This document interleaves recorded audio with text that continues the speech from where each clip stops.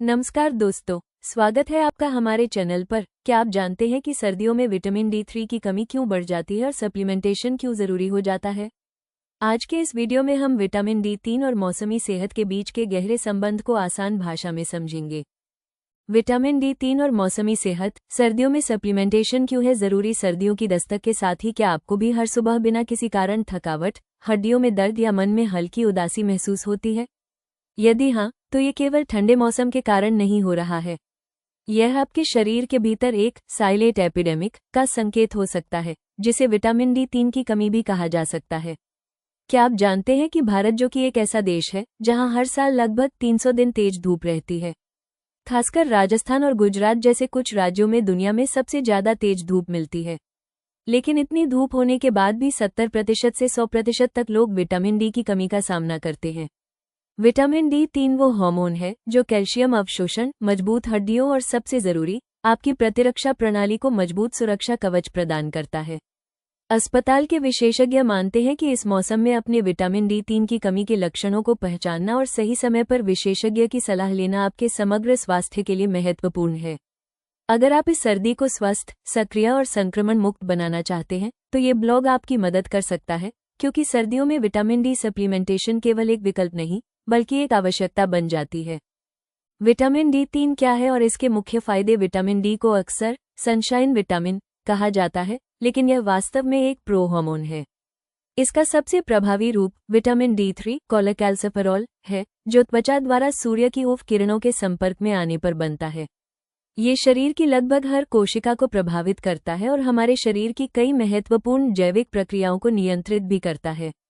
Vitamin D के फायदे मुख्य रूप से 4 क्षेत्रों में देखे जा सकते हैं। विटामिन D3 का प्राथमिक कार्य कैल्शियम और फास्फोरस के अवशोषण को बढ़ाकर उसकी डेंसिटी को बढ़ाना है, जिससे हड्डियां कमजोर नहीं होती हैं और बच्चों में रिकेट्स और वयस्कों में ऑस्टियोपोरोसिस का खतरा नहीं होता है। ये हमारी प्रतिरक्षा कोशिकाओं को सीधे नियंत्रित करता है, जिससे शरीर श्वसन संक्रमण, रेस्पिरेटरी इन्फेक्शंस और फ्लू जैसी बीमारियों से बेहतर ढंग से लड़ पाता है। यह मांसपेशियों की कार्यक्षमता के लिए आवश्यक है, कमजोरी को कम करता है और एथलीटों को चोटों से जल्दी उबरने में मदद करता है।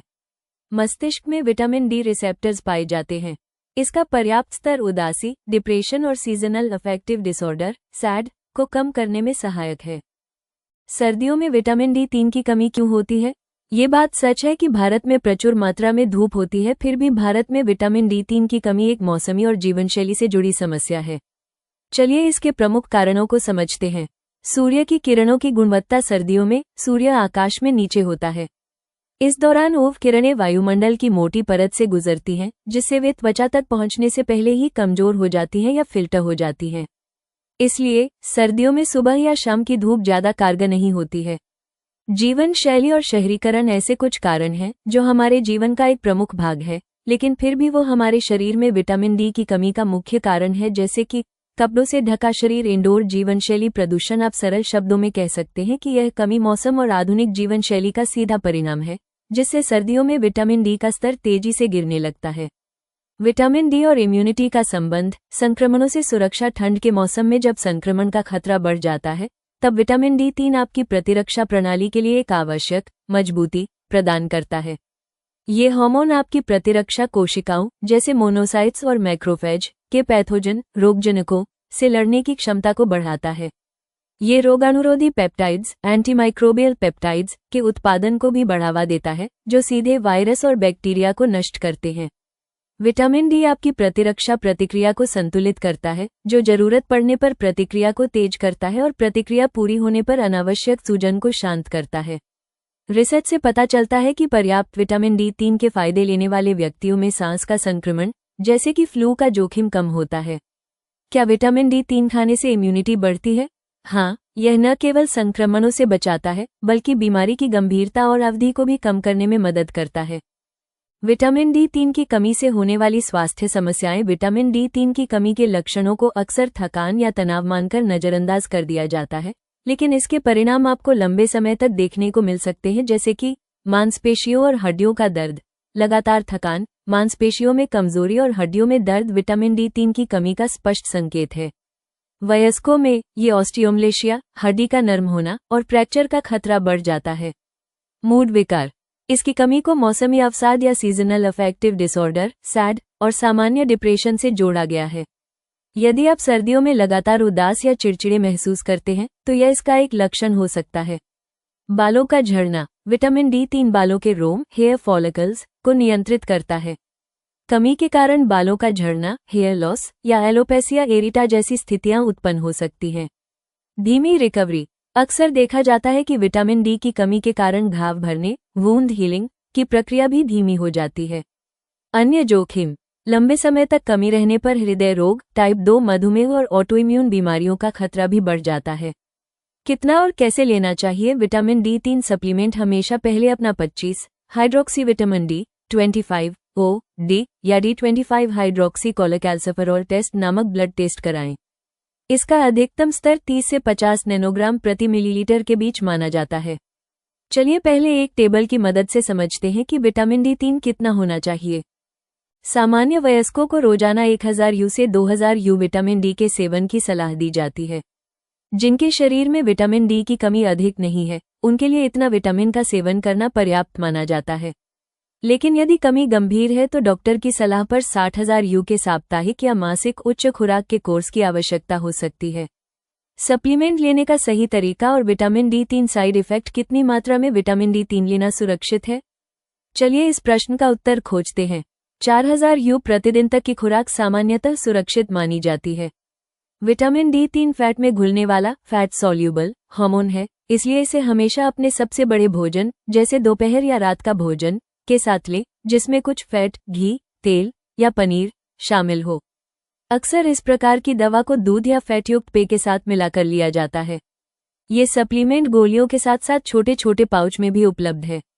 विटामिन D3 साइड इफेक्ट आमतौर पर तभी होते हैं जब बहुत अधिक खुराक 4000 U से अधिक लंबे समय तक ली जाती है, जिससे रक्त में कैल्शियम हाइपोकैल्सीमिया बढ़ जाता है। इसके लक्षणों में मतली, उल्टी, अधिक प्यास और गुर्दे की पथरी का खतरा शामिल है। विटामिन D3 के आहार और प्राकृतिक स्रोत। विटामिन D3 का प्राथमिक स्रोत धूप है। हालांकि आप कुछ खाद्य पदार्थों की मदद से विटामिन D3 ले सकते हैं, जैसे कि वसायुक्त मछली, सैल्मन, मैकेरल और टूना का सेवन लाभकारी होगा। फोर्टिफाइड खाद्य पदार्थ। फोर्टिफाइड दूध, संतरे का रस और कुछ अनाज सीरियल्स का सेवन शरीर में विटामिन D की मात्रा को बढ़ा सकता है। अंडे की जर्दी और मशरूम का सेवन बढ़ाएं। भारतीय आहार, विशेषकर शाकाहारी आहार में विटामिन D3 के आहार से पर्याप्त मात्रा प्राप्त करना लगभग असंभव है। इसलिए सर्दियों में विटामिन D3 की कमी को दूर करने के लिए सप्लीमेंटेशन एक व्यवहारिक, प्रैक्टिकल समाधान है। इसके अतिरिक्त प्रयास करें कि आप दिन में कम से कम 10 मिनट धूप में बैठें। डॉक्टर से राय कब लें? आपको विशेषज्ञ परामर्श कब लेना चाहिए, यह निम्न बातों पर निर्भर करता है। यदि आप इसके रिस्क फैक्टर्स में आते हैं, जैसे कि बुजुर्ग, गहरे रंग की त्वचा वाले व्यक्ति या पाचन विकार जैसे क्रोहन रोग वाले लोगों को समय समय पर अपने शरीर की जांच करानी चाहिए। रक्त परीक्षण में विटामिन D के स्तर में गंभीर कमी <10 नैनोग्राम प्रति मिलीलीटर पाई गई है। कुछ दवाएं जो विटामिन D के अवशोषण को प्रभावित कर सकती हैं। हॉस्पिटल्स के डॉक्टर आपकी व्यक्तिगत आवश्यकताओं के आधार पर सही खुराक निर्धारित करके विटामिन D3 साइड इफेक्ट के जोखिम को कम कर आपको दुरुस्त कर सकते हैं। निष्कर्ष। विटामिन D की व्यापक कमी एक गंभीर स्वास्थ्य चुनौती है, खासकर सर्दियों में जब धूप का संपर्क सीमित हो जाता है।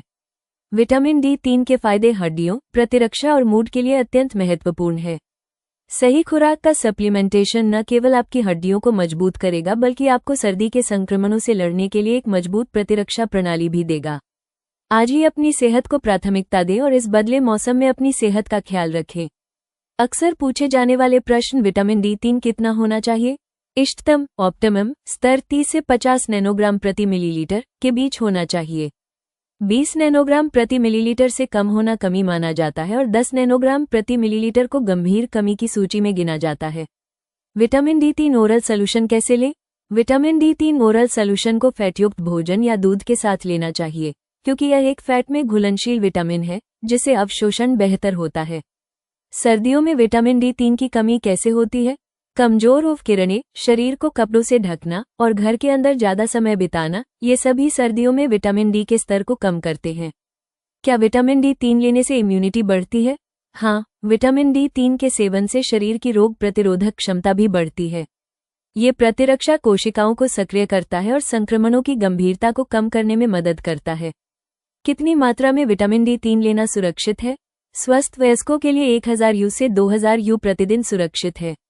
डॉक्टर की सलाह के बिना 4000 यू से अधिक खुराक लेने से बचें।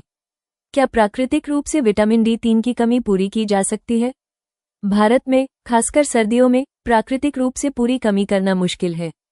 आहार और धूप अपर्याप्त होते हैं, इसलिए सप्लीमेंटेशन जरूरी है।